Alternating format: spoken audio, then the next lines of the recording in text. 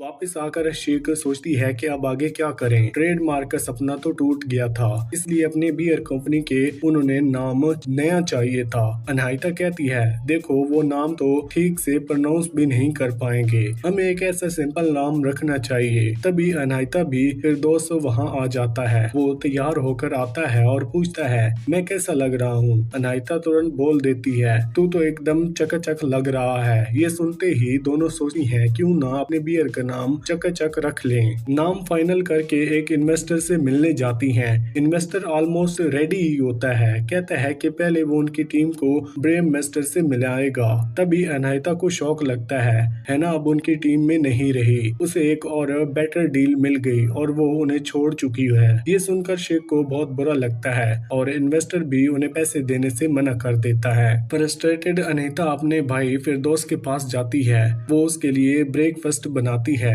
फिरदौस तुरंत समझ जाता है कि कुछ तो गड़बड़ है और कहता है, लगता है दाल में कुछ काला है, बताओ क्या हुआ।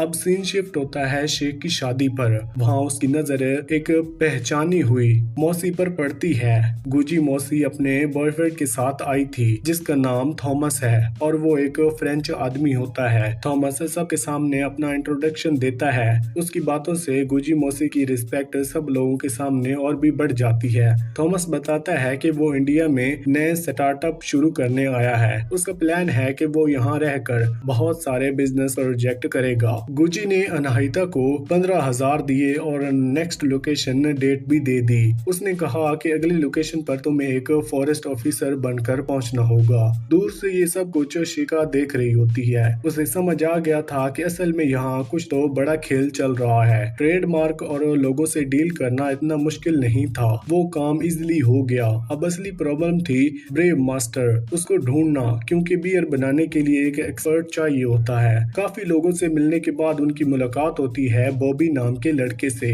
बॉबी हैंडसम था लेकिन उसे जॉब की भी जरूरत थी। सिका और अनाहिता उसे अड्डे पे आए। बेबी ने उसे हाथ की बनाई हुई बियर पिलाई। बियर का टेस्ट इतना अच्छा था कि सिका ने कहा, इतने सालों बाद मैंने इतनी अच्छी बियर पी। तभी बॉबी का छोटा बच्चा रो पड़ता है। बॉबी उसे संभालने के लिए अंदर चला जाता है और कहता है, जब तक मैं लौट कर नहीं आता तुम दोनों यहाँ किसी भी चीज को टच मत करना। लेकिन शिका रुकने वाली थोड़ी थी। उसने वहाँ की चीजें छेड़छाड़ करना शुरू कर दी और गलती से एक बियर को गिरा दिया। बॉबी वापस आया तो देखकर बहुत गुस्सा हो गया। उसने उन्हें अड्डा से बाहर निकाल दिया और चिल्लाकर बोला, जब कोई मेरी बियर गिराता है ना, मुझे बहुत गुस्सा आता है। अनाहिता और सिका कॉर्नर में बैठकर डिस्कस करते हैं। अनाहिता, ये लड़का तो साइको टाइप लगता है। सिका कहती है कि मुझे भी जबरदस्त बनाता है बियर को, और इस बियर बनाने का जुनून, यही लड़का हमारे काम आ सकता है। बॉबी को भी पैसे की जरूरत थी, इसलिए आखिर में वो मान ही जाता है। फिर शिका और अनाहिता एक आदमी त्रिपाठी के पास गए जिन्होंने उन्हें एक लाइसेंस देना था, लेकिन त्रिपाठी ड्रामा कर रहा था।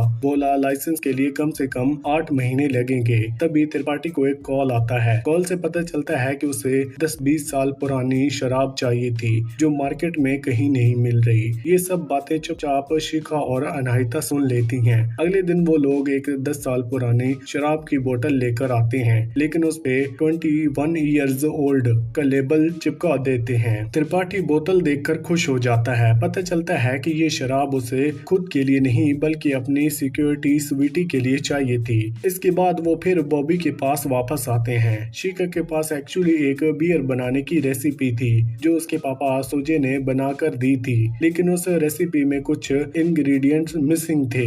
शिखा के पापा की रेसिपी में 2 मिसिंग इंग्रेडिएंट थे जो के और जी से स्टार्ट होते थे। अब ये कौन से इंग्रेडिएंट हैं, इनका आइडिया लगाना बॉबी का काम था। बॉबी ने जितनी भी चीजें के और जी से स्टार्ट होती थी जो बियर में डाल दी जा सकती थी, सबको मंगवा लिया। उसने बियर बनाई, टेस्ट किया, लेकिन सब बियर्स बिल्कुल खराब निकली। इतना बुरा टेस्ट कि बॉबी का दिमाग खराब हो गया। उसने तुरंत शिका को कॉल करके बोला, मैं इतने दिन से के और जी से बियर बना रहा हूँ, पर तुम्हारे पापा वाले टेस्ट बिल्कुल भी नहीं अब बन पा रहा। शिका ने सोचा और कहा, मेरे पापा को कुकिंग का बहुत शौक था, मुझे लगता है कि के और जी कोई मसाला हो सकता है। तुम बंगाली मार्केट जाओ, वहाँ तुम्हें वो मसाले मिलेंगे। बॉबी बंगाली मार्केट पहुँचता है। वहाँ जितने भी मसाले के और जी पीस स्टार्ट होते थे उन्हें चेक करता है, उनसे बियर बनाता है, टेस्ट करता है और हर बार टेस्ट बकवास होता है। कभी कभी तो उसे उल्टी भी आ जाती है।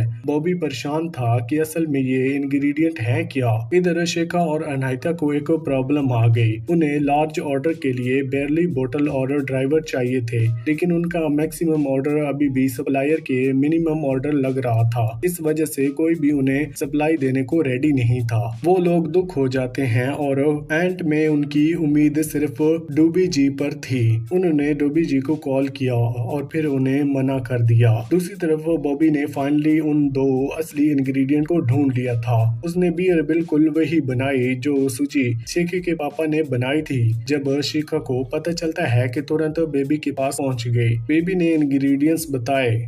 इन दो इंग्रेडिएंट से बियर का टेस्ट फ्रेग्रेंस जबरदस्त बन गया। शिखा ने जब उसकी पहली बियर की सिप ली तो उसकी आंखों में आंसू आ गए, क्योंकि वही टेस्ट था जो उसने बचपन में अपने पापा की बियर में फील किया था। बियर कंप्लीट होने की खुशी में सब लोग शिखा के घर पार्टी करते हैं। शिखा अपने बॉयफ्रेंड कबीर को भी बियर पिलाती है और कहती है, मुझे कुकिंग तो नहीं आती, पर 15 साल से जिस रेसिपी को ढूंढ रही थी वो यही थी। कबीर भी पीकर खुश हो जाता है। सब लोग एंजॉय करते हैं। अगली सुबह अनीता को याद आता है कि उसने दर्शान जी को कॉल करना था एक कॉन्ट्रैक्ट के लिए। जब उसने कॉल किया तो दर्शान ने उसकी आवाज सुनकर कहा, मुझे लगता है कि ये प्रॉब्लम लड़की की सॉल्व कर सकते हैं, लड़कियों के बस की बात नहीं है। अनीता उसे समझाने की कोशिश करती है कि वो एक लड़की ही है, पर दर्शान सुनने को रेडी नहीं था। तब अनीता थोड़ा सख्ती दिखाती है, जिसके बाद दर्शान फाइनली डील मान गया। उसने ये अंदाजा ही नहीं था कि जिस लड़की की जैसी आवाज वाली